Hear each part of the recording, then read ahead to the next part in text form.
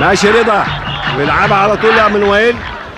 قصيره انما تروح تاني لايمن منصور لاسماعيل يوسف. اسماعيل حلوه ناحيه الشمال لرمزي فاضي وهيعدي وماشي وبيلعبها عليها.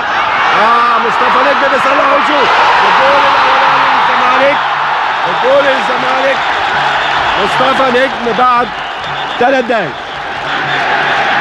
هنشوف الكوره تاني بتتعاد. مصطفى نجم بيصلحها لنفسه وبرجل الشمال على شمال صبابان.